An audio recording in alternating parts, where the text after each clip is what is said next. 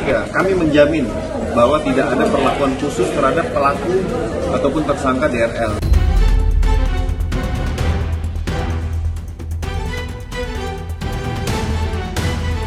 Hai guys, kali ini Doktif ada di Ditahti Polda Metro Jaya ya. Jadi Doktif bawa sekitar hampir 100 paket buka puasa.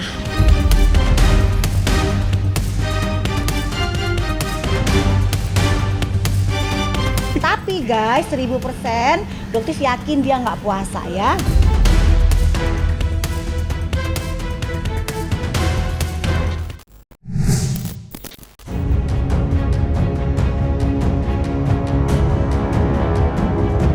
Setelah hampir 2 minggu menjalani masa penahanan di rumah tahanan Polda Metro Jaya, nama Dr. Richard Lee kembali menjadi perbincangan hangat di tengah publik. Bukan hanya soal proses hukum yang sedang dijalaninya, namun kali ini muncul isu baru yang turut menambah panjang deretan sorotan terhadap kasus tersebut. Belakangan beredar kabar yang menyebutkan bahwa selama berada di dalam rutan, Dr. Richard Lee diduga mendapatkan perlakuan khusus.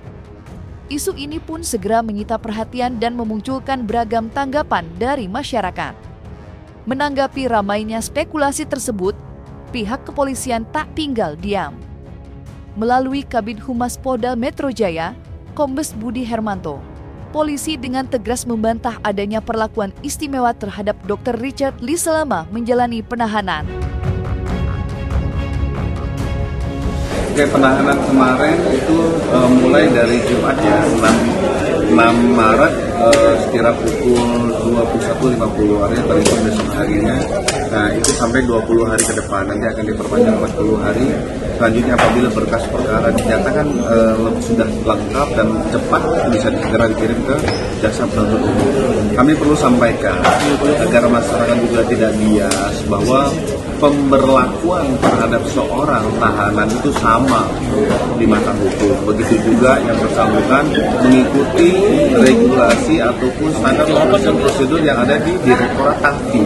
Seperti yang kita tonton ada beberapa isu viral, tidak ada. Kami menjamin bahwa tidak ada perlakuan khusus terhadap pelaku ataupun tersangka DRL di tempat tahanan tersebut, termasuk tidak ada fasilitas ruang khusus, termasuk menggunakan handphone. Tetapi terhadap hak yang harus diperoleh, yang harus diterima oleh seorang tersangka tahanan itu hak untuk mendapatkan makanan, hak untuk dia beribadah, hak untuk yang bersangkutan mendapat layanan kesehatan itu selalu diberikan oleh Direktorat Tahti Polda Metro Jaya. Sejauh ini dari penyidik, informasi dari penyidik kami konfirmasi belum ada pengajuan permohonan untuk penangguhan penahanan.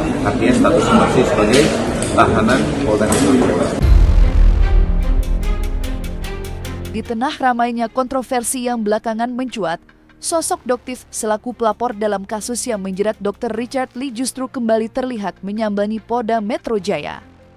Menariknya, kedatangan Doktif kali ini bukan untuk menambah laporan atau memberikan keterangan terkait proses hukum. Ia justru mengaku datang dengan niat memberikan makanan untuk berbuka puasa kepada Dr. Richard Lee yang saat ini masih menjalani masa penahanan. Namun di balik niat baik tersebut, Doktif justru melontarkan pernyataan yang cukup mengejutkan. Dalam kesempatan yang sama, ia menyinggung status mualaf Dr. Richard Lee yang menurutnya masih menimbulkan tanda tanya.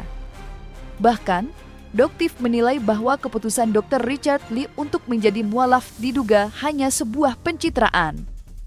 Ia mengklaim selama masa penahanan, Dr. Richard Lee tidak pernah terlihat menjalankan syariat Islam, termasuk menunaikan ibadah puasa. Hai guys, kali ini Doktif ada di Ditahti Polda Metro Jaya ya. Jadi Doktif bawa sekitar hampir 100 paket buka puasa ya. Untuk apa? Untuk tersangka DRL, untuk teman-temannya juga, satu selnya, bahkan buat tim yang ngejagain juga. Yuk kita bagiin ini ya. Jadi kita ada dendam, kita support kok masuk penjara.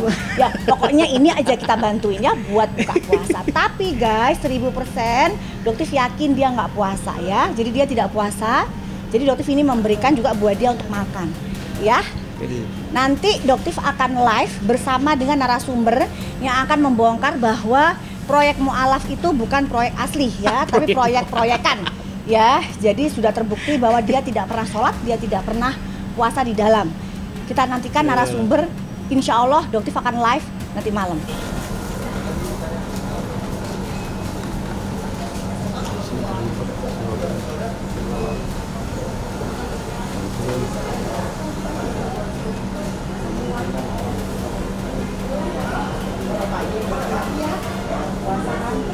Tadi Kohani ingin mengunjungi tersangka DRL di dalam Tahti Polda Metro Jaya, ya. Dan ternyata beliau ingin menengok dengan membawakan Al-Quran, ya. Jadi berharap DRL ini bisa fokus ibadah, fokus membaca Al-Quran, ya.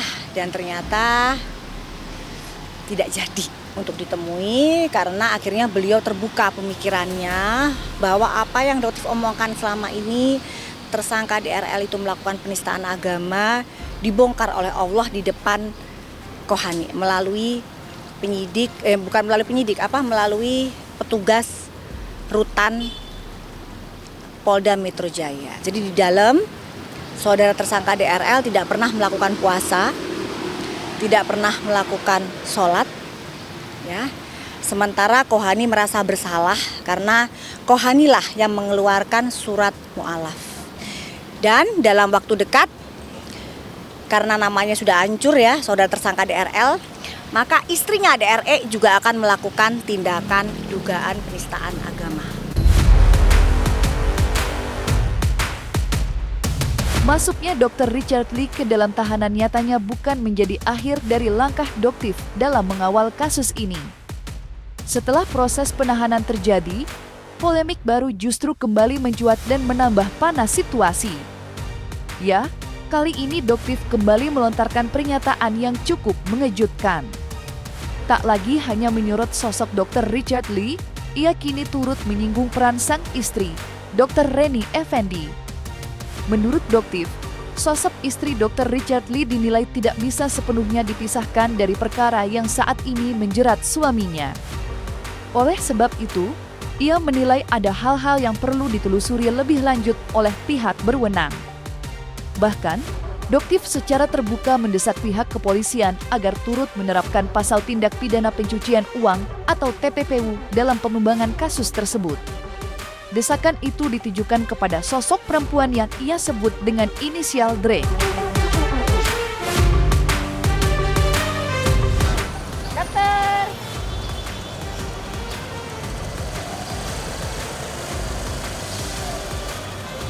Betul, jadi memang istrinya ini diduga menerima aliran dana dari dugaan penipuan yang dilakukan oleh saudara tersangka DRL, ya. Jadi juga seharusnya pihak penyidik bisa menyertakan pasal TPPU dan pasal 55 turut serta. Dugaan yang dilontarkan Doktif terhadap sosok berinisial Dre disebut berawal dari temuannya terkait pola perputaran uang yang menurutnya terlihat tidak biasa.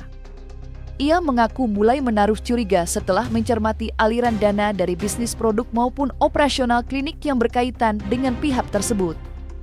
Doktif pun mengungkapkan, kejanggalan itu sebenarnya sudah ia perhatikan jauh sebelum perkara ini resmi masuk ke tahap penyidikan.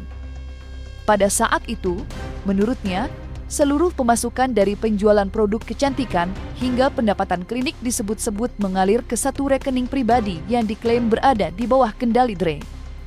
Namun seiring dengan ramainya perkara ini dan ketika kasusnya mulai menjadi perhatian publik, Doktif menilai ada perubahan yang cukup mencurigakan.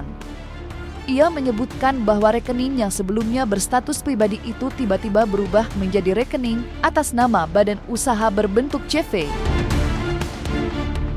Karena memang lucunya nih guys, jadi gini.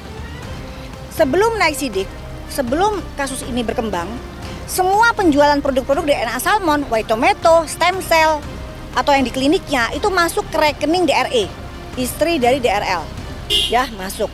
Nah, setelah menjadi naik sidik dan besar kasusnya, rekening ini dirubah menjadi rekening CV. Ya, jadi di situ diduga emang ada upaya untuk menyembunyikan Ya, jadi di situ sebenarnya TPPU-nya udah kelihatan lebih jelas sih sebenarnya. Betul, sudah mulai terkuak, betul. Dan insya Allah juga dalam waktu dekat DRE juga akan ditetapkan menjadi tersangka. Pernyataan Doktis terkait dugaan tersebut sebenarnya bukan hal yang baru pertama kali diungkapkan ke publik. Ia diketahui sudah beberapa kali menyampaikan keyakinannya itu di hadapan awak media, sehingga pernyataannya pun sempat menjadi perbincangan hangat. Menariknya, pernyataan itu kabarnya turut menarik perhatian pihak kuasa hukum Dr. Richard Lee. Bahkan, mereka sempat mewacanakan untuk mengambil langkah hukum balik dengan melaporkan Doktif atas ucapannya yang dianggap menyeret pihak tertentu.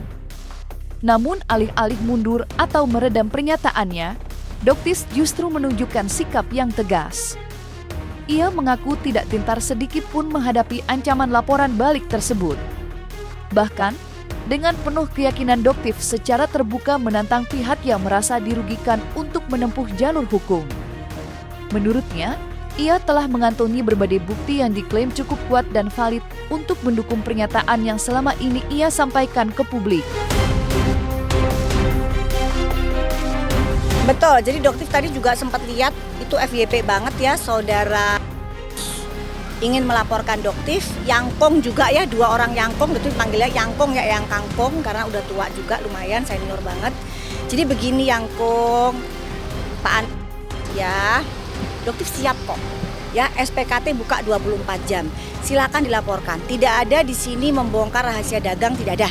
Di sini Doktif hanya membongkar ada dugaan penipuan yang dilakukan oleh klien Anda.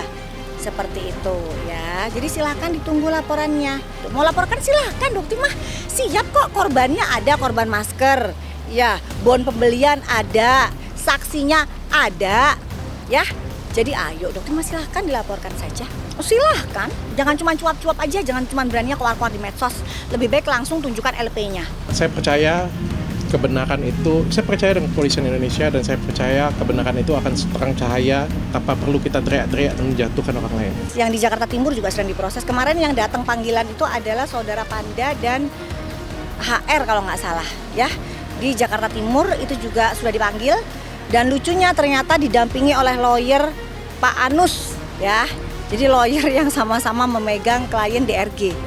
Ya, jadi rupanya SS sudah ganti lawyer juga sekarang. Jadi menggunakan lawyer yang sama seperti DRG. Udah selesai, tinggal nunggu mereka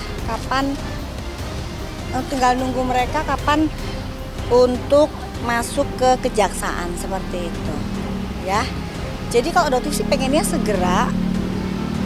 Ya, tapi kan kalau misalnya ternyata memang segalanya belum siap, kan penyidik juga nggak mungkin menyerahkan ke kejaksaan ya.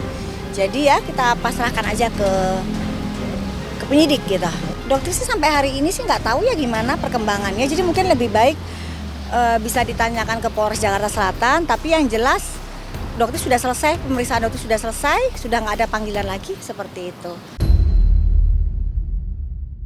Yang kita pilih Pasti kita pengen ekspresinya. Mengedepankan estetika. kan dokter sampaikan. Jelas tadi mendengarkan.